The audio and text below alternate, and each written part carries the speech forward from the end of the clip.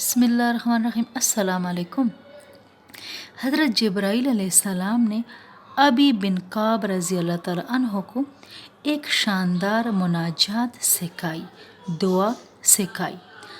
حضرت انس بن مالک رضی اللہ تعالیٰ عنہ فرماتے ہیں، ایک مرتبہ ابی بن کعب رضی اللہ تعالیٰ عنہ نے فرمایا، مسجد میں جاؤں گا اور اللہ کی ایسی تعریف کروں گا کہ ویسی تعریف کسی نے نہیں کی ہوگی۔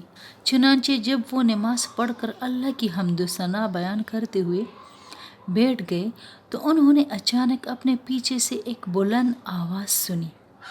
کوئی کہنے والا کہہ رہا ہے، اے اللہ، تمام تعریفیں تیرے لیے ہیں اور ساری بادشاہت تیرے ہی ہے اور ساری خیر تیرے ہاتھ میں ہے اور سارے چھپے اور پوشیدہ امور تیری ہی طرف لوٹتے ہیں۔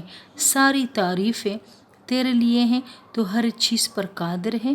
میرے پچھلے سارے گناہ معاف فرما اور آئندہ زندگی میں ہر گناہ، ہر ناگواری سے میری حفاظت فرما اور ان پاکیزہ اعمال کی مجھے توفیق عطا فرما جس سے تو راضی ہو جائے اور میری توبہ قبول فرما۔ حضرت ابی رضی اللہ تعالیٰ عنہ حضور صلی اللہ علیہ وسلم کی خدمت میں حاضر ہو کر یہ سارا واقعہ سنایا۔